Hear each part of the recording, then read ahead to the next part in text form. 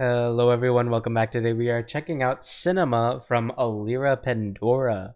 I'm pretty excited to check this one out. This is a cover, but I saw the mix and arrangement for this cover is actually by Miori Celeste. So we actually did react to Miori before on this channel with, I believe it was a duet cover with Heiko's Bales from Hololive.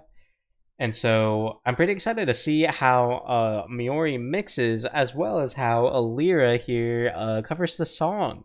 I'm not familiar with the song, so this is going to be my kind of first exposure to that as well. So let's just jump on in 3, 2, 1, play.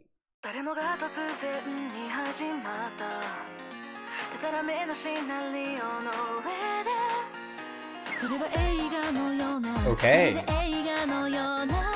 Nice. So already we're playing around with the mix, so good on Miori for that. We've got that suppression introducing, and then we're lifting it up, and it really emphasizes the clarity in Elira's voice, which is a good awareness in the mix, because Elira's voice is very, very astutely clear. You know, it's unusually clear, I feel, because she has this support and kind of almost like it feels like a natural tonality in her voice that's so satisfying to the ear. It's so resounding, it's well supported, it's clear, it's enunciated, and it's very, very satisfying to hear.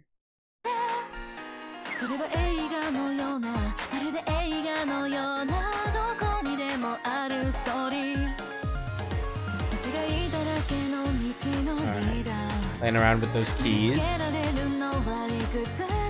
Nice, I like that. We have a backing vocal with this little choral, just ambience introduced with that backing vocal there.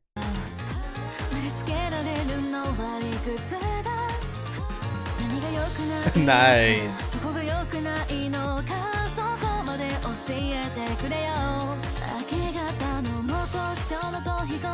Okay. Very smooth.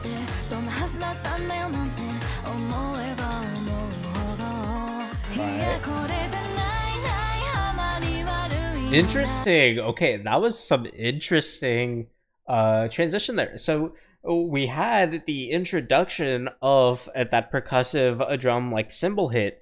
Well, actually, I believe that's a hi-hat. I think that's a hi-hat. I don't think that's a cymbal. Let's go back a bit just to tell.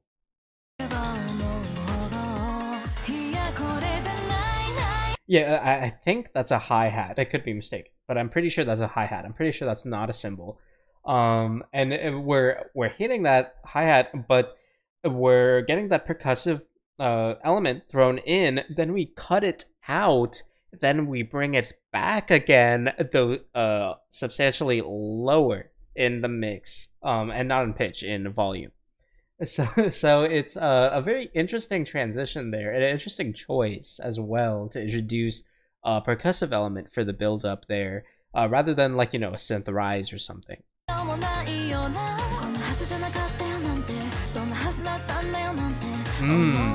And listen to that slight breathiness we get as well. That was pretty nice as well in the main vocal.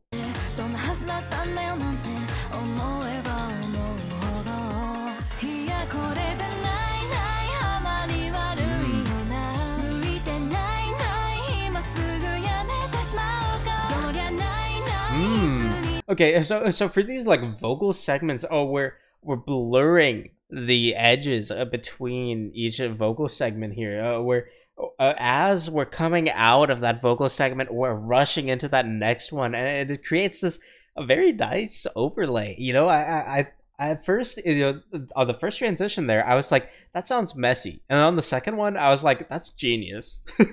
Like, you know, it's a very good way to just add a bit of intensity to a pretty soft, you know, vocal. You know, we're still getting that emotion into the vocal. We're still getting that projection into the vocal, but it's not like we're getting any like vocal rasp, or we're not getting like this crazy high velocity vocal or crazy intense vocal.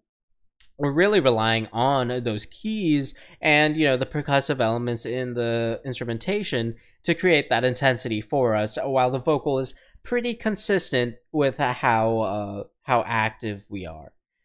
But adding those overlays as we're transitioning between the vocal segments, that's a perfect way to add intensity while keeping the vocal tracks themselves consistent. That's very smart. It's very smart. I don't know if that's how the original song is organized, but that's very smart to me.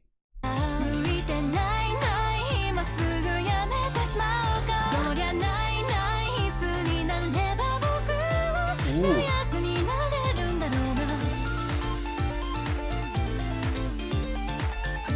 Okay.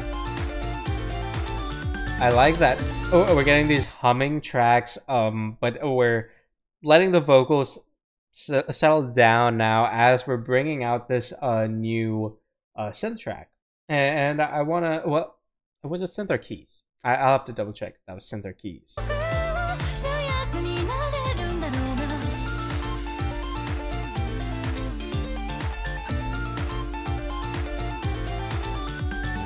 To me, that's a synth. To me, that sounds like a synth. Because those don't sound like samples that are being hit. And, you know, those sound like original tones being generated by synth. So I'm pretty sure that's a synth right there. And we got some. I know I'm kind of hyper focusing a bit, but I really do like the lift we got from the vocals as well, because I feel like it's, you know, we've got the backing vocals to switch up, you know, how the main vocals are presented, but I feel like this is the first time we've had a very drastic shift in the main vocal from Elira.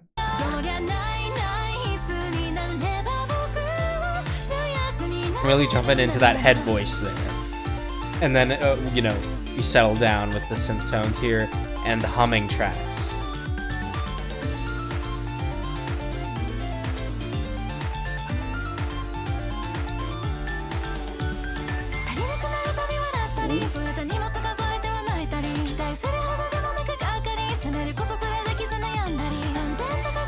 Okay.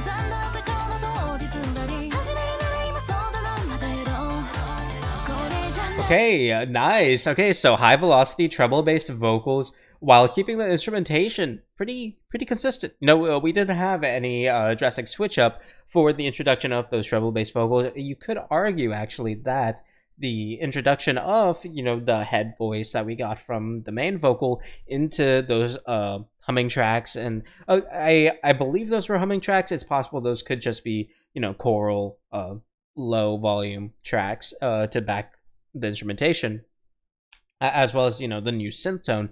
You could argue that that itself was the segment that shifted towards the treble based tonality in the vocals, because, you know, we lifted the vocals in pitch. You know, we went up high into the head voice, getting that treble tonality, and then we held that treble tonality in the instrumentation with those synth tones, and then we introduced those high velocity treble vocal tones, you know, with these little lines here.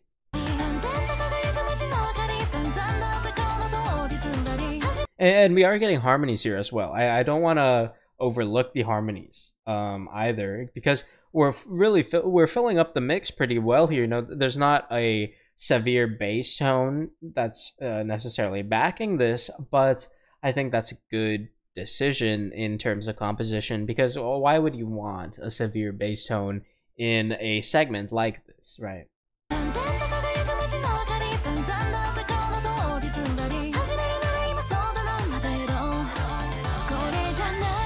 Nice. And I also like how we get that echo effect into the next segment, which feels almost like I don't think it necessarily is, but it almost feels like a reference to those blurred edges on the segment transitions we got towards the beginning.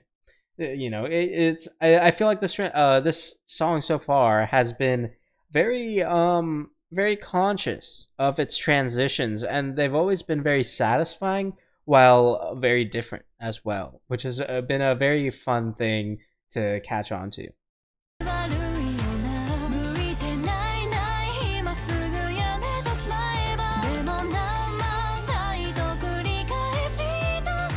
Nice. Jumping up again. Alright. Nice. So, again, we're getting those, we're getting that key synth switch up after the main vocal rises up. We're getting really that lift in the main vocal is sort of the separating mark between the key switch up, the synth switch up. I can't quite tell if that's a keyboard or synth there. But right here.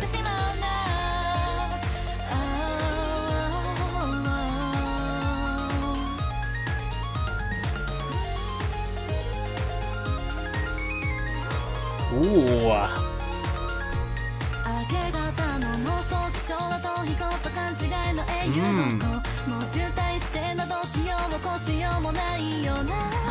Nice.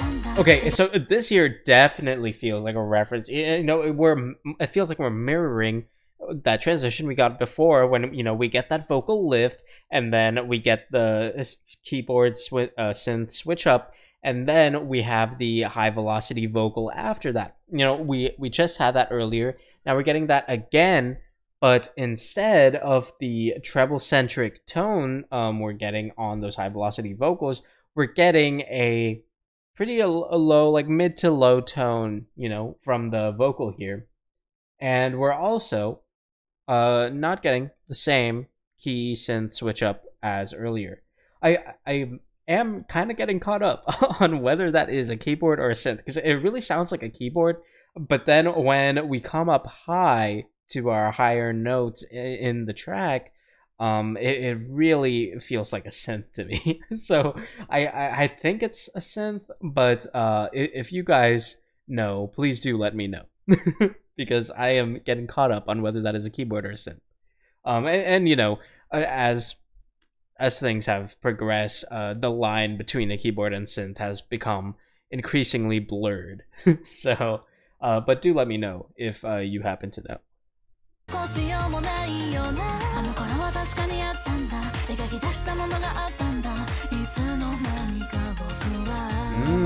Went quite low there.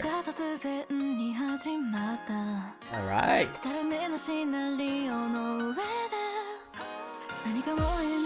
Alright, bringing back the percussion.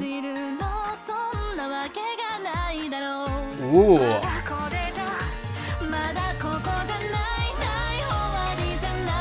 Okay, nice.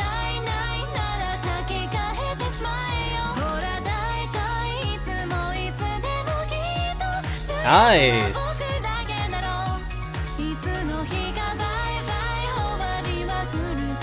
Nice.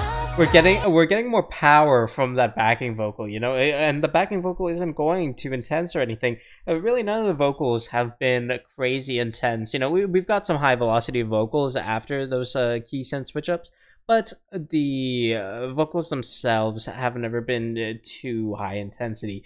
But we're getting more grand vocals, more full vocals, and through that, it does feel more intense as we get more support in the backing vocal, as we get more I guess support, more foundation from the instrumentation as well, especially after a cutout. Because, oh, you know, when you have a cutout and then you start reintroducing the instrumentation, then it feels like you're building up, even if you're not necessarily adding something new. Though here we are adding something new. We are adding more backing vocal.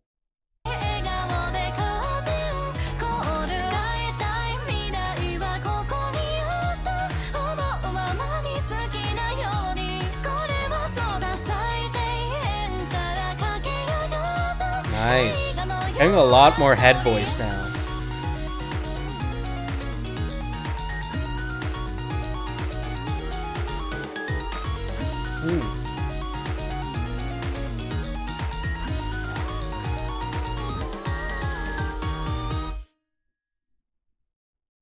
Okay.